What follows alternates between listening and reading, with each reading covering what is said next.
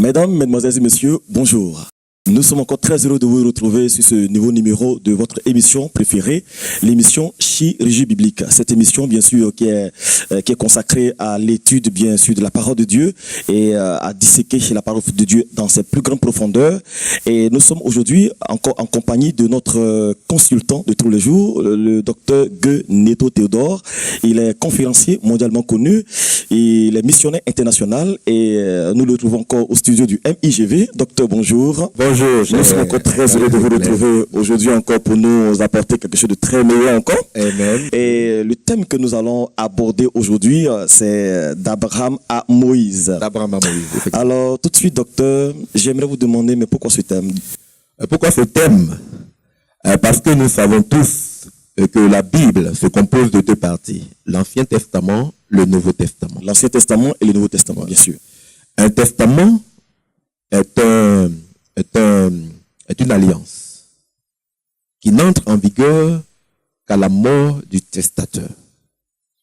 Et un testament parle d'héritage.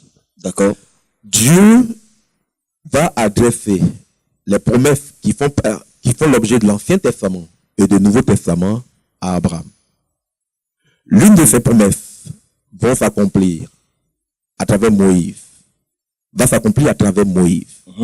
C'est ce que nous allons vérifier aujourd'hui, d'Abraham à Moïse, la promesse testamentaire qu'on appelle aujourd'hui Ancien Testament.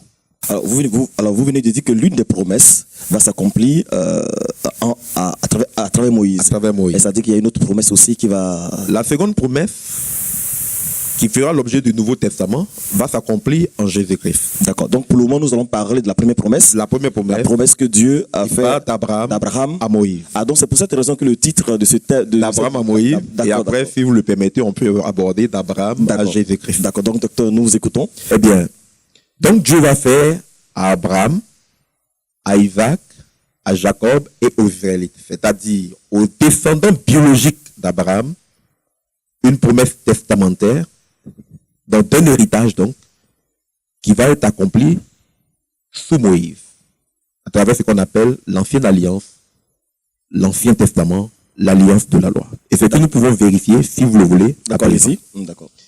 Bien. La Bible nous dit, dans Genèse chapitre 12, verset 1, Genèse chapitre 12, verset 1, que l'Éternel dit à Abraham, va-t'en de ton pays, de ta patrie et de la maison de ton père vers le pays que je te montrerai. Et au verset 4 à 7 du même chapitre 12 de Genèse chapitre 12, verset 4 à 7. On poursuit, on dit, Abraham partit comme l'Éternel le lui avait dit, et sortit pour se rendre dans le pays de Canaan. L'Éternel apparut à Abraham et dit, à Canaan, l'Éternel apparut à Abraham et dit, je donnerai ce pays, c'est-à-dire Canaan, à ta descendance. Donc, autrement dit, dans ce promesse donc d'un héritage terrestre. Je te donnerai ce pays Canaan, à ta descendance. Donc, autrement dit, dans ce verset. Une promesse donc d'un héritage terrestre. Je te donnerai ce pays Canaan, à ta descendance. D'accord. Donc, docteur, qu'est-ce qu'on retient dans ce verset? Donc, Dieu fait là la promesse d'un héritage terrestre, d'un territoire terrestre à Abraham, pour sa descendance. La promesse d'un héritage terrestre, voilà. D'accord, ok. Pour sa descendance. Alors, ce qui est intéressant de noter, c'est que Dieu va refaire la même promesse à Isaac après la mort, bien sûr, donc, d'Abraham. Là, nous sommes dans Genèse, chapitre 26, versets 2 à 3. Alors, vous notez Genèse, chapitre 26, verset 2 à 3. Alors, vous vous dites que là, Dieu fait encore la même promesse à Isaac qui est le fils, vérifier. Bien sûr, le fils d'Abraham. D'accord. Après, donc, la mort d'Abraham. L'Éternel apparut à Isaac et dit, je suis avec toi et je te bénirai.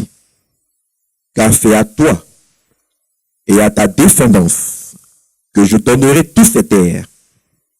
Je tiendrai ainsi le serment que j'ai prêté à ton père Abraham. Ah oui. Là, il rappelle Isaac est né en Canaan. Il est sur le territoire de Canaan quand Dieu lui dit, après la mort de son père, je te donnerai ce territoire et je tiendrai ainsi le serment que j'ai tenu à ton père Abraham. D'accord. Donc, nous voyons que Dieu refait la même promesse à Isaac. Et plus tard, Dieu va adresser la même promesse à Jacob, fils d'Isaac. Là, nous sommes dans Genèse chapitre 28, verset 13. Alors, Genèse chapitre 28, verset 13. Effectivement.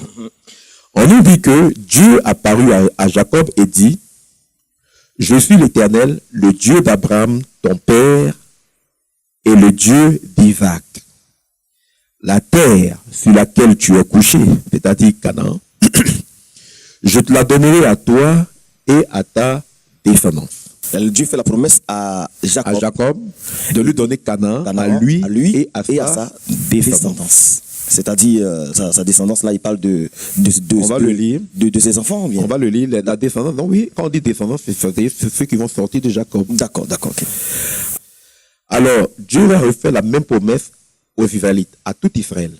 Après leur sortie du pays d'Égypte, Dieu les conduisit dans le désert du Sinaï, jusqu'à la montagne du Sinaï, où il va leur donner la loi qu'on appelle aujourd'hui loi de Moïse, dans laquelle il va leur promettre Canaan comme héritage. Et c'est ce que nous allons lire. D'accord, docteur.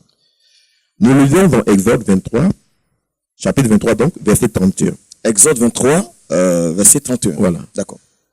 Alors Dieu, après avoir donné toutes les lois, du chapitre 20 au chapitre 23, on lit comment Dieu donne les 10 commandements et toutes les lois que Israël allait devoir pratiquer dans le territoire qu'il allait leur donner. Et quand il finit de donner les commandements, il ajoute donc, et nous allons lire, j'établirai ta frontière depuis la mer des Jonques, c'est-à-dire la mer Rouge, jusqu'à la mer des Philistins, c'est-à-dire la mer Méditerranée. Et il ajoute, et depuis le désert, c'est-à-dire le désert du Sinaï, jusqu'au fleuve, c'est-à-dire l'Euphrate, qui coule en Irak encore aujourd'hui. D'accord. Dieu fait la promesse d'un territoire. Et il définit les limites. À la limite de ce territoire par rapport à ce verset. Voilà. Exode 23, verset 31. 31. D'accord. Alors ça, c'est après qu'il lui donnait toutes ces lois, ces précisions, ces commandements à travers Moïse. Et il ajoute donc dans la loi cette promesse-là. Nous sommes dans Exode, donc dans l'Ancien Testament, dans la loi, à travers Moïse. D'accord. Et dit donc, je vous donnerai ce territoire, la Canaan. Et voilà. Donc voici les limites. D'accord. Alors il est clair que la promesse d'un héritage terrestre concerne à la fois Abraham, Isaac, Jacob et tout Israël. La promesse que d'un Dieu territoire de Canaan concerne à la fois Abraham, comme venons de le lire, bien sûr, Abraham, Isaac, Jacob et les Israélites. Uniquement que eux. Quand vous avez lu là, est-ce que vous avez vu qu'il a fait la même promesse à quelqu'un d'autre?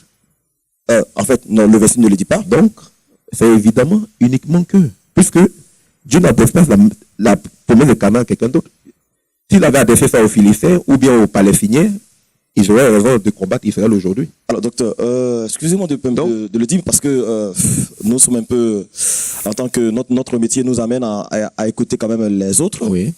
Donc, on dit aujourd'hui, des hommes de Dieu nous affirment aujourd'hui que cette promesse qui a été faite à Abraham, à Isaac aussi, la même promesse nous a été faite et que nous héritons bien sûr de Canaan, bien sûr. Vous habitez en Israël alors? En fait, mais puisque non, on n'habite pas en Israël.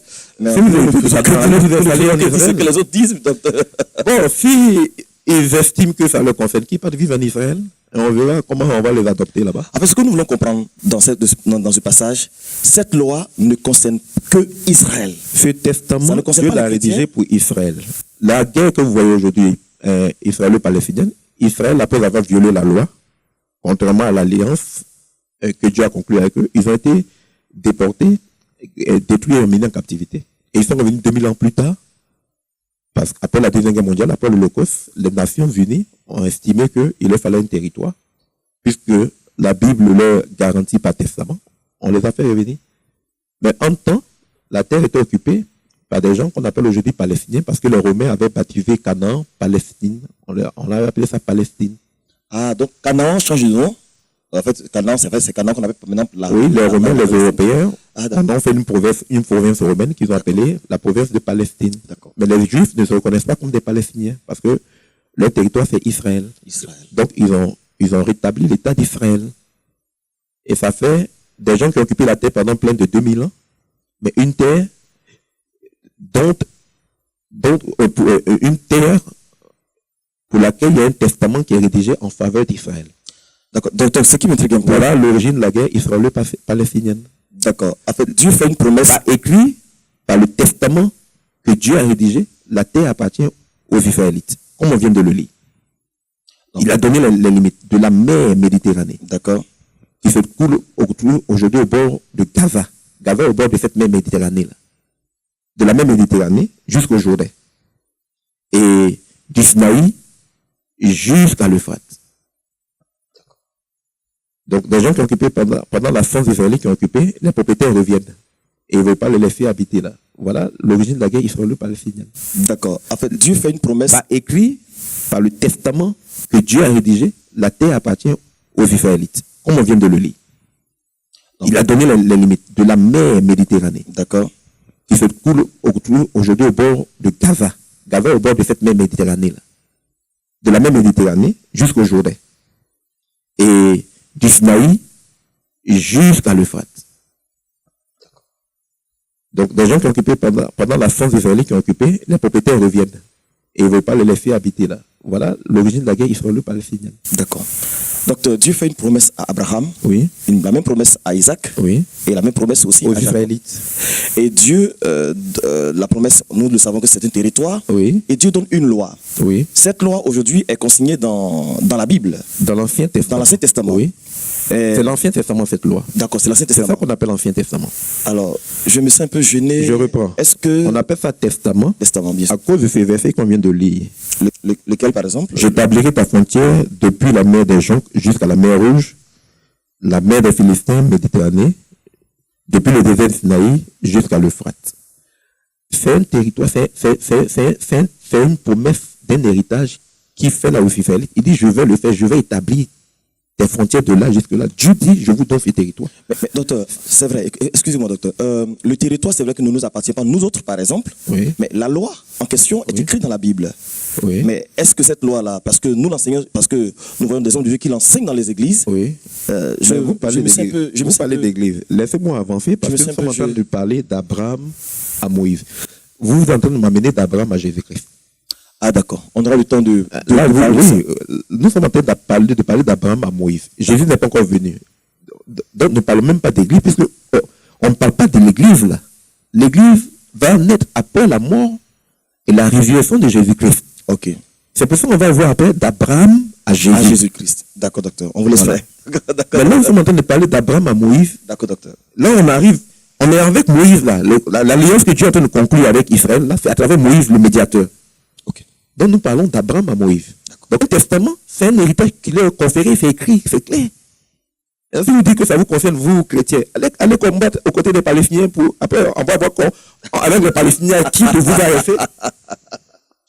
D'accord. Bon, donc on revient. D'accord, docteur, on revient. Et on va voir comment Dieu va accomplir cette promesse-là, testamentaire. Il va leur conférer le territoire de Canaan sous la conduite de Josué. Israël de lui-même ne pouvait même pas conquérir. Donc, il n'était pas assez puissant. Donc, c'est parce que Dieu leur donne et Dieu va combattre à leur côté et il va leur donner ces territoires. Et cette promesse a été accomplie. Accomplie sous la conduite de Josué. D'accord. Et vous lisez Josué, vous verrez les conquêtes de la terre promise, comment Dieu a dépossédé, comment les Israélites ont dépossédé les Cananéens par la puissante main de l'Éternel. Il y avait leur Dieu. Okay. Voilà. Alors, on lit dans le psaume, sans faire qu'on ne va pas lire toute cette histoire-là de Josué, ce serait trop long. On va lire un résumé donc de tout ça là, de toute cette période-là, dans le psaume 105, verset 44. Psaume 105, verset 44. On nous dit là que Dieu leur donna les terres des nations. Et du travail des peuples, ils possédèrent le fruit, afin d'observer ses prescriptions et de garder ses lois. C'était ça l'alliance. L'alliance, le pacte entre Dieu et les Israélites. Je vous donne le territoire, je m'engage à vous donner un territoire, et j'attends de vous que vous y observiez les lois que je vous donne par mon serviteur Moïse. Ah d'accord. Comme toute loi, c'est un pacte en fait. Oui, c'est ça qu'on dit alliance. Une alliance est un pacte conclu entre deux ou plusieurs personnes avec engagement réciproque. Dieu s'engage à leur donner un territoire, Canaan, et eux ils s'engagent à observer les lois que Dieu leur donne. Et ces lois, c'est ce qu'on appelle la loi de Moïse. La loi de Moïse. Et c'est ce qui est l'Ancien Testament. L'Ancien Testament. D'accord, c'est clair. Alors, précisons que, donc, une loi s'adresse à un peuple précis, vivant sur un territoire donné. D'accord, docteur. Donc, la loi de Moïse s'adresse aux Israélites et elle devait être appliquée en Israël, à Canaan. Uniquement qu'en Israël. Écoutez, vous voulez appliquer en Côte d'Ivoire les lois juives? Nous avons nos lois. Les lois de la Côte d'Ivoire ne s'appliquent pas en Israël, ça s'applique en Côte d'Ivoire. Les lois américaines ne s'appliquent pas en Côte d'Ivoire, ça s'applique aux États-Unis. Exactement. Une loi s'adresse à un peuple donné, vivant sur un territoire précis, bien déterminé. Dieu leur donne les limites du territoire, et là, on doit observer la loi qu'il leur donne à travers Moïse, C'est le médiateur. D'accord, d'accord. Voilà. Alors, il faut donc remarquer que la promesse donc de Canaan, d'un héritage terrestre, était donc l'objet d'une alliance entre Dieu, d'une part, et Abraham, Isaac et Jacob et tout Israël, d'autre part, comme on vient de le vérifier. D'accord. Dieu donc fait la même promesse à Abraham, à Isaac, à Jacob et à tout Israël. Donc, c'est l'objet d'une alliance entre Dieu d'une part et Abraham, Isaac, Jacob et tout Israël. D'accord. Et c'est ce que nous allons vérifier. Que la même alliance, qu'on appelle alliance, ancienne alliance, concerne à la fois Abraham, Isaac, Jacob et tout Israël. Et c'est ce que nous allons lire. D'accord. Nous lisons dans Genèse, chapitre 17, versets 7 à 8. Alors, il s'agit de Genèse chapitre 17, versets 7 à 8. Versets 7 à 8. Dieu s'adresse à Abraham et lui dit, j'établirai mon alliance avec toi et ta descendance après toi. Il dit bien avec toi et ta descendance. Mon alliance là, avec toi et ta descendance après toi, dans toutes leurs générations. Ce sera une alliance perpétuelle en vertu de laquelle je serai ton Dieu et celui de tes descendants après toi. Il ajoute, je te donnerai et à tes descendants après toi le pays dans lequel tu viens d'immigrer, le pays de Canaan, en possession perpétuelle, et je serai leur Dieu. Le pays de Canaan, je le donnerai à toi, à travers cette alliance-là, je le donnerai à toi et à ta descendance après toi. Donc, si l'ancienne alliance fut conclue en bonne et due forme sous Moïse, les paroles de cette alliance, les promesses de cette alliance ont été adressées à Abraham, Jacob, Abraham, Isaac, Jacob et tout Israël, avant d'être conclues en bonne et due forme. Pourquoi? Parce que nous avons lu qu'un testament n'entre en vigueur qu'à la mort du testateur. Un testament n'entre en vigueur qu'à la mort du testateur. C'est sur Moïse qu'on va constater la mort du testateur dans le cadre de l'ancienne alliance, afin que Israël puisse hériter. Abraham, Isaac et Jacob ont vécu en Canaan comme des étrangers. On le lit dans Hébreux, chapitre 11. Hébreux chapitre 11. Oui, et on peut commencer à partir du chapitre 11, à partir du verset 8. D'accord. Voilà. Donc, ils ont vécu comme des étrangers en Canaan. Ils étaient propriétaires par la promesse divine. Mais c'est Israël qui va conquérir et posséder effectivement, après que, à travers la mort du testateur, ils puissent hériter. Et on va vérifier comment ça s'est passé ce jour-là. Parce qu'un testament n'entre en vigueur qu'à la mort du testateur. On va voir qui est mort ce jour-là pour qu'il puisse hériter. D'accord, docteur. Voilà. Maintenant, on conclut avec cette partie où la Bible nous dit que l'alliance que Dieu a conclue avec Abraham, là, c'est la même qu'il a conclue avec Abraham, là, c'est la même qu'il a conclue avec Isaac, Jacob et tout Israël, en vertu de laquelle il leur promet un héritage terrestre Canaan. On le lit dans le Psaume 105, verset 8 à 11. Psaume 105, verset 8 à 11. On dit là que Dieu se souvient à toujours de son alliance. L'alliance dont on a parlé, qui dit va conclure avec Abraham et sa descendance. Là, de son alliance, de sa parole pour 1000 générations. De l'alliance qu'il a, il se souvient toujours de l'alliance qu'il a conclue avec Abraham et de son serment à Isaac. Il a fait le serment de lui donner le territoire. Canaan. Abraham à Isaac. De son serment à Isaac. Il a établi ce serment comme une loi pour Jacob. Pour Israël en alliance éternelle. Quand on dit Jacob, il s'agit des Israélites, parce que les Israélites sont sortis de lui, on l'a appelé Israël. C'est les Israélites en alliance éternelle, disant, je te donnerai le pays de Canaan comme héritage qui vous revient, qui vous est échu. Donc, la même promesse faite à Abraham, à Isaac et Jacob, d'un territoire Canaan, d'un héritage donc Canaan, est devenue une alliance et une loi pour les Israël. C'est devenu une alliance et une loi pour Israël. Donc, c'est à la fois une promesse et en même temps une loi. Oui. On l'a déjà dit. D'accord. Quand on parle d'alliance, c'est un pacte conclu avec engagement réciproque. Dieu s'engage, il promet de donner un territoire Canaan. Israël promet en retour d'observer les lois de Dieu. Engagement réciproque. Ça marche. Or, la promesse là, il ne peut vériter qu'à condition que le testateur meure. Parce qu'un testament n'entre en vigueur qu'après la mort du testateur, comme on l'a lu dans Hébreux chapitre 9, verset 16. D'accord, on va le vérifier. On va le vérifier. Alors, comment la mort du testateur a été constatée afin qu'Israël puisse hériter, comme on a vu là, le territoire? D'accord, ok. C'est à travers un cérémonial qu'on lit dans Hébreux chapitre 9, verset 17 à 20. Hébreux chapitre 9, verset 17 à 20. On nous dit, et je vous prie de bien noter, Hébreux chapitre 9, verset 17 à 20, parce que là, nous entrons dans le Nouveau Testament. Ok. Et après, on pourra poursuivre maintenant. Nous entrons dans le Nouveau Testament pour conclure avec cette histoire des Israélites. Et puis, on pourra alors aborder ce qui concerne l'Église, le Testament nouveau. D'accord, ok. Alors, on nous dit qu'un testament, en effet, n'entre en vigueur qu'après le décès, puisqu'il n'a pas de validité tant que le testateur est en vie. Effectivement. Effectivement, si vous faites un testament, on ne peut pas l'appliquer tant que vous êtes vivant. On attend que vous mouriez pour qu'on puisse donner vos biens, comme vous le dites, à vos héritiers. D'accord. On ajoute, c'est pourquoi la première alliance elle-même n'a pas été inaugurée sans effusion de sang. Puisqu'un testament n'entre en vigueur qu'après la mort du testateur, c'est pourquoi la première alliance elle-même n'a pas été inaugurée sans effusion de sang. Il aurait pu dire, c'est pourquoi le premier testament lui-même n'a pas été inauguré sans effusion de sang. Dans la première alliance, il s'agit du... Laissez-moi insister, parce qu'ils sont en train de dire quelque chose de très important. D'accord. Suivez-moi attentivement. D'accord. Okay, parce qu'il y a des gens qui contestent le fait que la Bible dise qu'un testament est une alliance. Je le répète, un testament, il est écrit, un testament en effet n'entre en vigueur qu'après le décès, puisqu'il n'a pas de validité tant que le testateur est en vie. On ajoute, c'est pourquoi la première alliance elle-même n'a pas été inaugurée sans effusion de sang. Puisqu'un testament n'entre en vigueur qu'à la mort du testateur, la première alliance, c'est-à-dire le premier testament, eh bien, n'a pas été inauguré sans effusion de sang. Alors là, c'est la preuve qu'un testament est une alliance. Mais, on n'a pas besoin de preuve. Parce que le terme qui emploie, le terme grec qui est employé à diatheke, c'est traduit indifféremment comme alliance, testament. Okay. C'est des mots, le même mot diatheke là, c'est traduit testament, alliance. D'accord, ça va être si vous ne le saviez pas, même signification. Oui, je m'excuse pour ce gros mot-là, mais si vous ne le saviez pas, en grec, le mot qui est employé c'est diatheke. Et la signification, en grec, c'est testament, alliance. D'accord, docteur. Voilà.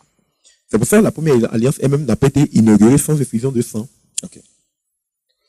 En effet, Moïse, je poursuis la lecture. En effet, Moïse, après avoir énoncé pour tout le peuple chaque commandement selon la loi, puisque c'est la condition, vous allez observer la loi et puis on vous donne Canaan. Oui. Dieu donne le commandement à Moïse. Après avoir énoncé pour tout le peuple chaque commandement selon la loi, puis le sang des veaux et des boucs, et aspergea le livre lui-même, la loi donc, et tout le peuple, puisque le peuple est lié à la loi, on asperge la loi de sang, on asperge le peuple de sang pour dire, vous êtes lié à cette loi-là. Avec le sang des veaux et des boucs. Je vois le sang des veaux, des boucs. Et puis il ajoute, ceci est le sang de l'alliance que Dieu a ordonné pour vous. Comme un testament n'entre en vigueur qu'à la mort du testateur, donc on a tué des veaux, des boucs pour dire, voilà, le testateur est mort. Docteur, je peux poser une question? On y va. Vous venez de dire tantôt que le testateur, c'est Dieu. Oui. Et que on a tué des veaux et des boucs. Et on a tué des veaux et des boucs, alors que les veaux et des boucs n'ont pas promis. C'est pas un compromis. Pas un compromis, je ne comprends pas. Bien. Pour nous expliquer. C'est une question pertinente. Et je pense que, j'espère que, chers téléspectateurs, vous avez noté, comme lui, cette remarque pertinente. Vous faites un testament, vous êtes encore vivant, on tue des moutons, et puis on vient vous déposséder pour donner à vos héritiers. Vous allez accepter ça? Cette mise en scène n'aurait juridiquement aucune valeur si Dieu n'avait précisé que tout cela n'était qu'une mise en scène de la réalité, c'est-à-dire une image, une ombre de la réalité. Docteur, vous parlez de mise en scène? Oui, une image, une ombre. Une mise en scène. Tuer des veaux, des taureaux. On dit c'est Dieu qui est mort comme ça. On peut avoir une preuve biblique. Une preuve biblique, d'accord. Que ce n'était qu'une image, c'est-à-dire une image, une mise en scène de la réalité, mais ce n'était pas la réalité. Ok, d'accord. On peut le lire dans Hébreux. Là, nous sommes en train de prêcher l'évangile maintenant. Hein. Ok. Hein, on a sorti de la loi. D'accord. C'est l'évangile qu'on nous dit d'aller prêcher à toutes les nations. On n'est plus maintenant dans l'Ancien Nous sommes en Testament. train de, on est plus, on est en train de prêcher maintenant l'évangile. Nous sommes dans l'évangile. Dès qu'on est en train de Hébreux, on est en train de, nous sommes en train de prêcher l'évangile. D'accord. Et si vous ne connaissez pas cet évangile-là, bon, gloire à Dieu, il vous permet d'écouter. D'accord. Alors la preuve, c'est Donc dans Hébreux. chapitre 10, verset 1. Alors, vous pouvez le vérifier chez vous à la maison, chers téléspectateurs, c'est Hébreux chapitre 10, verset 1. On dit que la loi, en effet, possède une ombre de bien à venir et non pas l'exacte représentation des réalités. Permettez-moi de le relire. La loi, en effet, possède une ombre des biens à venir et non pas l'exacte représentation des réalités. Ok. C'est Hébreux une chapitre ombre. 10, verset 1. On va ajouter un deuxième verset qui va nous permettre de comprendre qui est la réalité, effectivement. Quelle est la réalité? Quelle réalité s'agit, bien sûr. Colossiens chapitre 2, verset 17. Colossiens chapitre 2, verset 17. On nous dit que tout cela n'est que l'ombre des choses à venir, mais la réalité est celle du Christ. Mais la réalité est celle du Christ. Autrement dit, tout cela n'est que l'ombre des choses à venir. Tout cela n'est que l'ombre des choses à venir. Oui. Mais la réalité Oui. est celle du Christ. Du Christ, c'est-à-dire, tout ce qu'on vient de voir là, promet un héritage terrestre, loi, mise à mort de veaux et de boucs, n'était qu'une image de la réalité qui est en Christ. C'est autrement dit, le véritable testateur, c'est Jésus. C'est lui qui devait mourir pour valider le testament de Dieu. Mais comme ce n'était qu'une mise en scène, une image, on a pris des veaux et des boucs qu'on a tués pour dire que, bon, quand la réalité viendra là, c'est Jésus en fait, hein. Ça représente Jésus. Ça représente son sacrifice qui va venir, sa mort qui va venir plus tard. À la croix. À la croix. Ce n'était qu'une mise en scène. Donc, une façon de mimer la réalité qui allait venir en Christ. Ça veut donc dire aussi que Canaan que Dieu promet n'était qu'une mise en scène de la réalité. Quelle réalité? La réalité, le testament que Dieu nous garantit à toutes les nations, y compris les Juifs, Israël, à toutes les nations, à travers donc le véritable testament de Dieu, le Nouveau Testament, c'est le royaume même de Dieu. Son trône même, on va aller s'asseoir dessus. C'est-à-dire, Dieu là, il nous fait héritier de tout ce qui lui appartient. Même son trône, on va s'asseoir là-dessus, comme Jésus a vaincu, puis s'assit dessus. D'accord. Donc, un héritage terrestre là, on se voit qu'une mise en scène, parce qu'ils ont leur territoire, nous sommes dans nos territoires. Donc je suis impatient d'aborder, de voir aborder cette partie, parce que je pense que bien avant bien sûr d'aborder cette partie, docteur, qu'est-ce qu'on peut conclure déjà dans cette première partie, chers téléspectateurs, vous qui nous suivez actuellement, sachez que nous sommes en compagnie du docteur de l'Évangile, c'est un chirurgien, et le thème qu'aujourd'hui nous abordons c'est d'Abraham à Moïse, et je vais laisser le docteur conclure, et puis bon, nous allons passer à la deuxième partie de ce message. Docteur. Merci. Oui. Ce qu'il faut retenir après cette partie, c'est que Abraham, Isaac, Jacob et tous les Israélites étaient tous impliqués dans la même alliance qui porte aujourd'hui le nom d'Ancienne Alliance. Donc, si vous voyez qu'Abraham a pratiqué la dîme comme les Israélites, c'est l'objet de la même alliance. Si vous voyez que Abraham a fait des sacrifices animaux comme les Israélites, c'est la même alliance. Ok.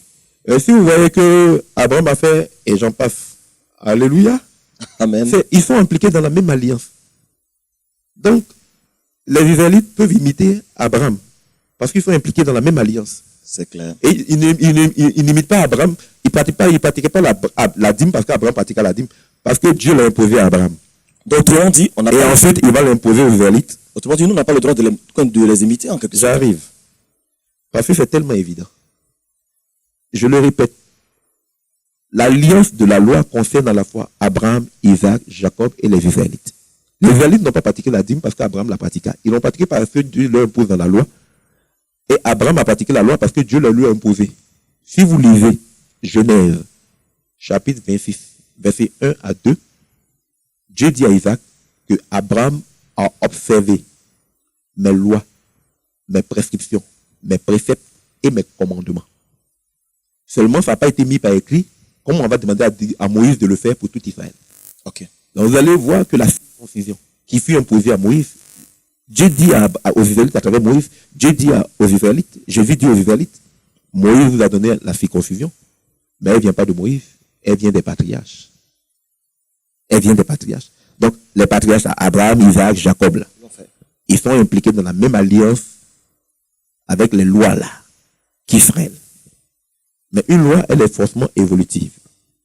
On peut vous donner, la Côte d'Ivoire, on a eu des lois depuis 1964, 63, 60 années de notre indépendance. Mais ces lois-là se sont amplifiées au fil des temps. Donc, au fil des générations, en fonction des situations auxquelles nous sommes confrontés, on décrète des lois.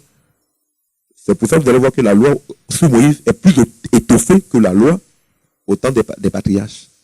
Mais les patriarches ont marché dans l'état de la loi, sacrifice d'animaux, offrande des premiers-nés avec leur graisse, tout ça. C'est ce que les Noé, les Abel ont fait, offrande des premiers-nés avec leur graisse. C'est ça qu'on fait dans la loi. D'accord. Mais ça c'est bien parce que les Israélites ne le font pas parce que leurs ancêtres l'ont fait, parce que Dieu leur ordonne dans la loi. Alors nous, chrétiens, qu'est-ce que Dieu nous dit aux nations, à quiconque croit en Jésus-Christ? C'est l'objet donc de notre deuxième intervention, d'Abraham à Jésus-Christ. Parce que la Bible dit clairement que Abraham est le père des hommes de la foi. On peut le vérifier dans Romains 5. Et on ne dit pas qu'il est le père de la foi. L'auteur de la foi, c'est Jésus-Christ. Il est le père des hommes de foi. Excusez-moi, docteur, vous avez dit le père des hommes de foi. Parce que nous avons tendance à dire qu'Abraham est le père de la foi, le père de la foi. Relevez Romains 4, là. Vous allez voir qu'on nous dit que Abraham est le père des hommes de foi. Abraham est le père des hommes de foi. Voilà, c'est dans Hébreux 12 qu'on nous dit que Jésus-Christ est l'auteur de la foi. Okay. Donc le père de la foi, l'auteur de la foi, c'est Jésus-Christ. Mais le père des hommes de foi, c'est Abraham. Pourquoi? Parce qu'il y a une promesse qui part d'Abraham à Christ. Une promesse qui part d'Abraham à Christ.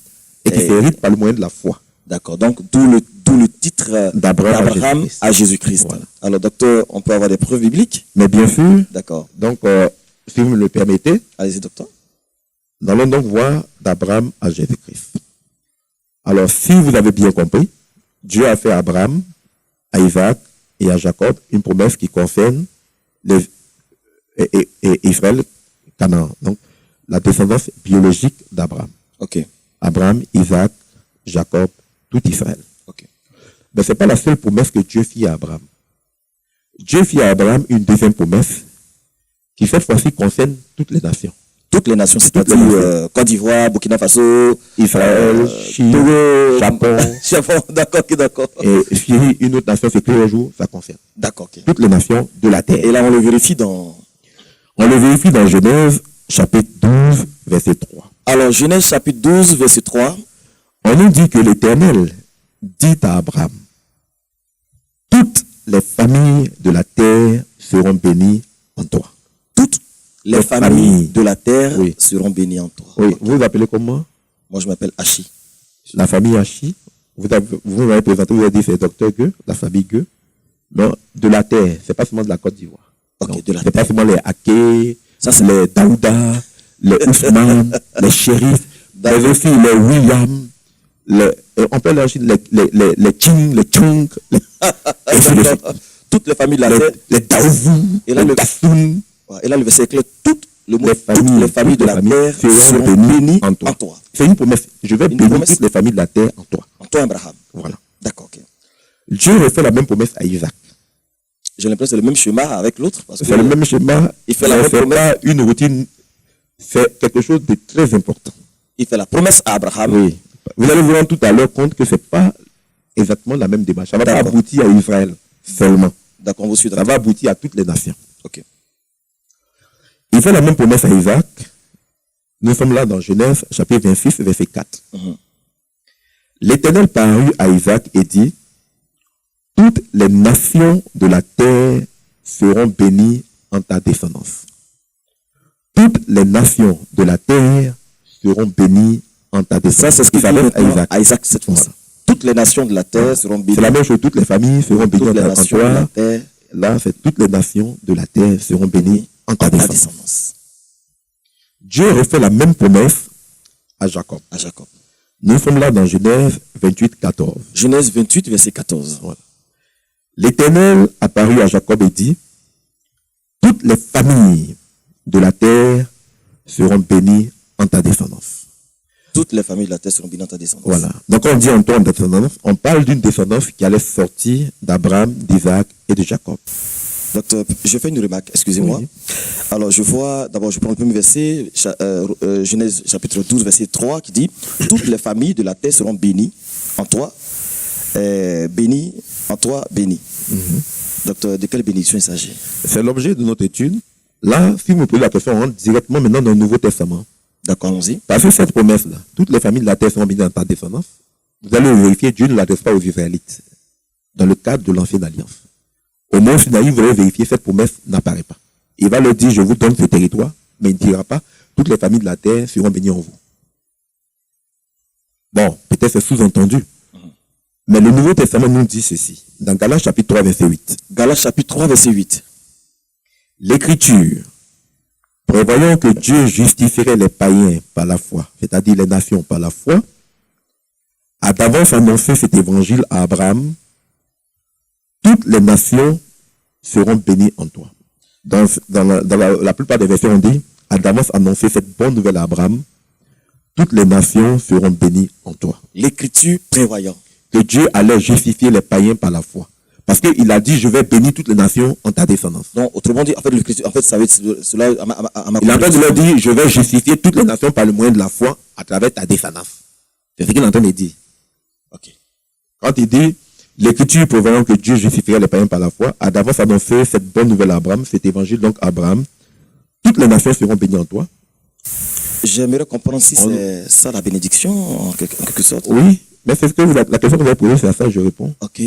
Que le Nouveau Testament dit que la bénédiction que toutes les nations ont, c'est la justification par la foi. La justification. Voilà. La bénédiction que toutes les nations ont à travers la descendance d'Abraham, c'est la justification par la foi. Vous auriez pu me demander en quoi la justification par la foi fait de nous des héritiers de Dieu. En quoi ça là, cette bonne nouvelle est un testament. D'accord, parce que... Oui, cette parole-là parle d'héritage. Toutes les nations seront bénies en toi, là, ça parle d'héritage. La bénédiction, là, la justification par la foi, là, ça nous permet d'hériter de Dieu. On le lit dans Matthieu, chapitre 13, verset 43. Matthieu, chapitre 13, verset 43. D'accord. Là, Jésus-Christ dit, les justes resplendiront comme le soleil dans le royaume de leur Père. Les justes resplendiront comme le soleil dans le royaume de leur Père. Voilà. Les justes. Les justes, de qui parle-t-il? C'est celui qui a la foi. La foi. En Jésus-Christ. On va le lire. Celui qui a la foi. Nous sommes justifiés par le moyen de la foi en Jésus-Christ. C'est-à-dire, nous sommes justifiés, docteur. En fait, certainement que moi, je peux certainement peut-être comprendre, mais j'ai bien voulu que le mot justifié, parce que beaucoup de gens voient ce mot justifié, être juste. Mais qui est juste, en fait? Le mot juste, bien. Qui est juste? Voilà. Bien. De toute façon, on dit, mais il n'y a pas de juste sur la terre, parce que là, nous sommes tous des méchants. Donc... Si vous lisez dans Romains chapitre 3, Romains chapitre 3, à partir du verset 1er, d'accord. On nous dit, si vous voulez à partir du verset 9, on nous dit que nous avons déjà prouvé, l'apôtre Paul, que tous, juifs comme grecs, sont sous l'empire du péché. Selon qu'il est écrit, il n'y a pas de juif, pas même un seul. Pas de juif, pas un seul. Oui. Nous avons déjà prouvé que tous, juifs comme grecs, qui sont les juifs? C'est ce qui... Mais malheureusement, comme vous le dites, beaucoup de chrétiens se sont arrêtés à ces versets. Et il continue de dire qu'il n'y a pas d'homme juif sur cette terre. Mais la Bible va plus loin en disant que, mais ils sont gratuitement, dans le même chapitre, mais ils sont gratuitement justifiés par sa grâce, par le moyen de la rédemption qui est en Jésus-Christ. C'est-à-dire, de façon plus claire pour... Jésus-Christ est mort afin que quiconque croit en sa mort et en sa résurrection soit déclaré juste et déclaré juste par Dieu. Ok. Donc, un homme juste, aujourd'hui, c'est celui qui croit en Jésus. Dès que vous croyez en Jésus-Christ, Dieu vous déclare juste, il vous pardonne vos péchés, il vous lave, il nous nettoie, il vous confère son esprit, et ça fait de vous, il vous reconnaît comme son enfant de Dieu. Un homme juste, c'est celui qui a cru, qui croit en Jésus-Christ. Il est déclaré juste. Voilà. C'est pour ça qu'il est écrit dans Hébreux 5, 1, que c'est par la grâce que vous êtes sauvés, ou bien justifiés par le moyen de la foi en Jésus-Christ. Là, ça nous amène à comprendre bien le verset de Matthieu 13, verset 43 qui dit les justes Resplendiront comme le soleil dans le royaume de leur Père. De leur Père. Le royaume céleste. Du royaume céleste. On le lit dans 2 Timothée 4:8, son royaume céleste. Ok. Alors, si vous êtes de ceux qui croyaient que le royaume de Dieu n'est pas céleste, la Bible dit son royaume céleste. Ok. Donc, ceux qui auront cru en Jésus-Christ seront glorifiés, c'est-à-dire leur corps sera transformé en un corps glorieux et ils brilleront comme les étoiles, comme le soleil donc, dans le royaume céleste de leur Père. C'est en cela qu'on dit la justification par la foi fait de nous des héritiers de Dieu. Celui qui est justifié par la foi en Jésus-Christ est un héritier de Dieu et il brillera comme le soleil dans le royaume de son Père. L'héritage, il est dans le royaume de Dieu. Il est céleste. Il est céleste. Il n'est pas terrestre. D'accord. Et là, c'est le contraire de ce qu'on a vu précédemment.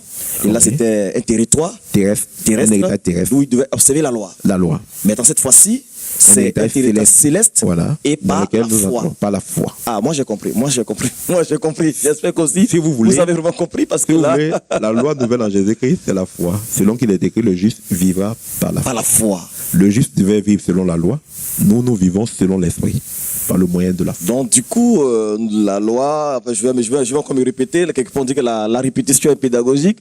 Alors c'est par la foi que nous sommes rendus justes Oui. et non pas par les écrits de la loi. Même les juifs n'ont pas été justifiés par la loi parce qu'il n'y a pas de justification au moyen de la loi. Ça, je l'ai lu. La Bible déclare clairement, Là, je l'ai lu. nul ne sera justifié devant Dieu par les œuvres de la loi. Ok.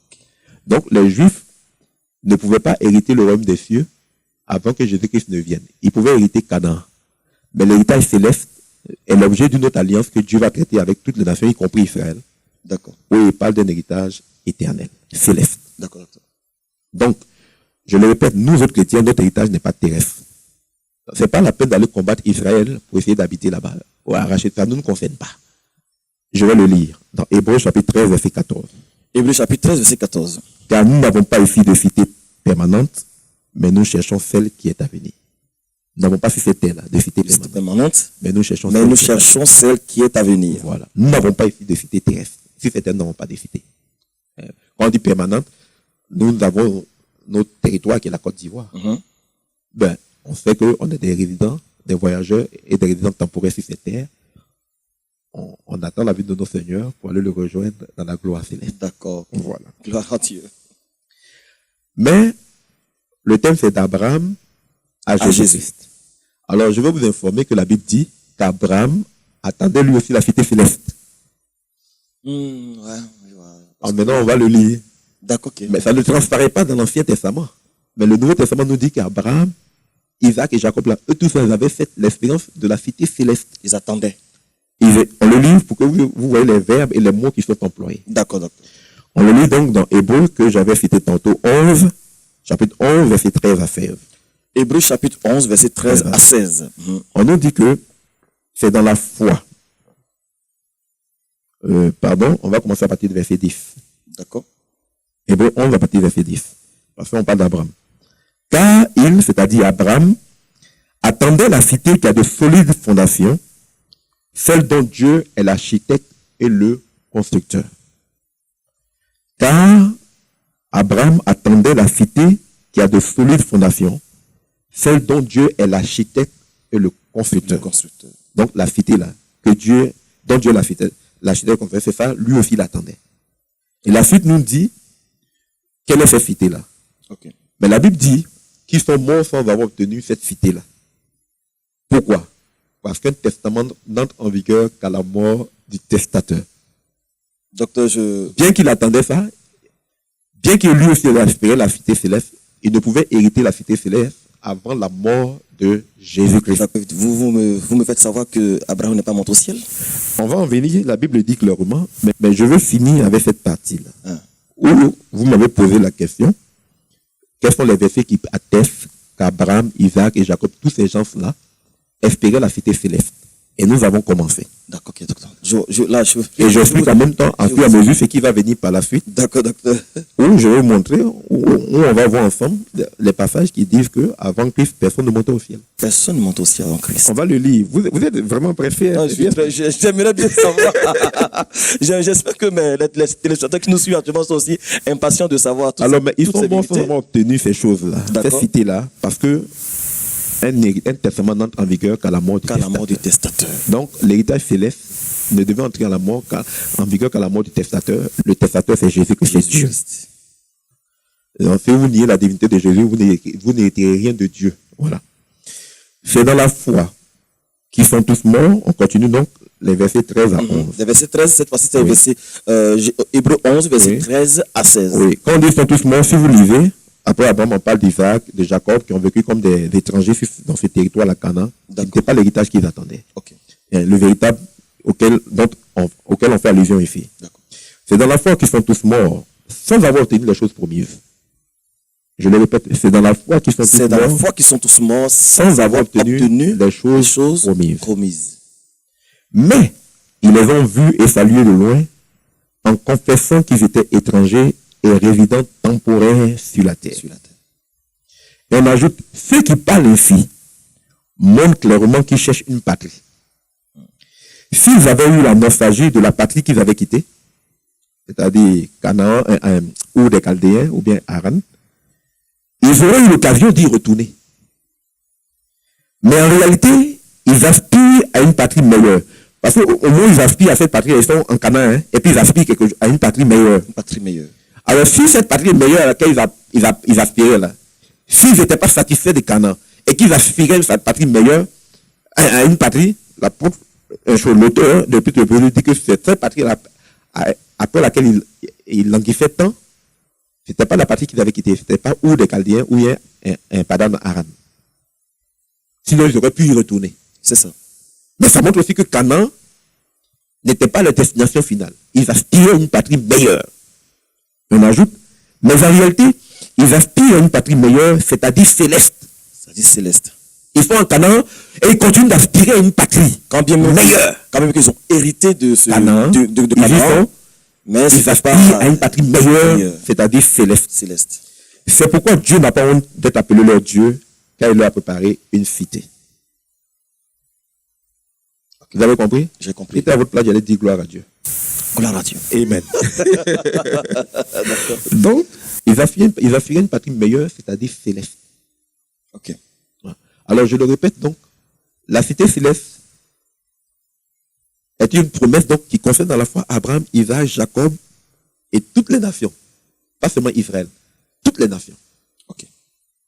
Pourquoi? Parce que quiconque croit devient héritier de Dieu par le moyen de la foi en Jésus-Christ. Et c'est par le moyen de la foi en Jésus-Christ. En Jésus-Christ. Que nous sommes héritiers de Dieu. Co-héritiers de Christ, si vous voulez, mais héritiers de Dieu.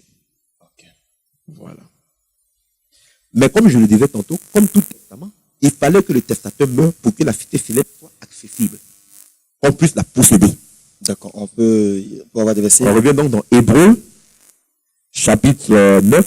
Cette fois-ci, on va lire les versets 15 et 16. D'accord. Hébreux, chapitre 9, versets 15 et 16.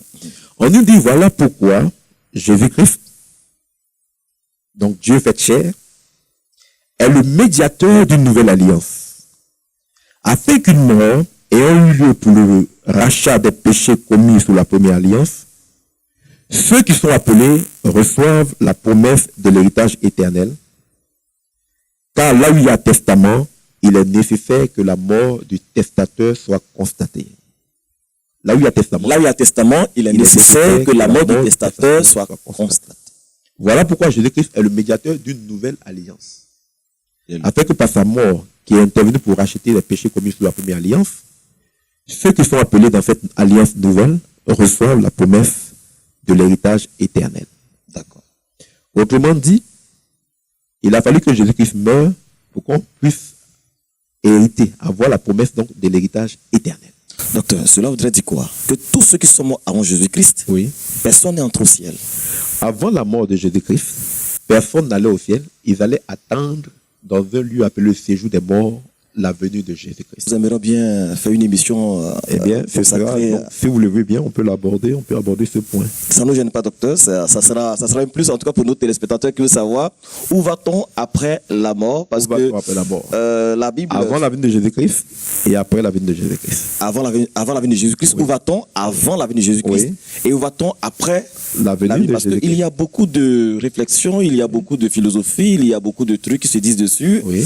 Donc aujourd'hui, notre docteur est là. Il va encore, on ne le laisse pas aujourd'hui. Il va nous expliquer en tout cas ces vérités bibliques pour qu'aujourd'hui vous puissiez être fixés et que vous sachiez réellement où va-t-on après et avant la mort. Docteur, on va poursuivre avec ce que nous sommes en train de faire actuellement. Ok. Voilà. Et pour tous ceux qui nous prennent en marche, sachez que nous sommes sur le thème d'Abraham à Jésus. On avait vu dans cette même émission d'Abraham à Moïse. Et maintenant, nous voyons d'Abraham à Jésus. Et juste après, nous verrons où va-t-on après la mort. D'accord.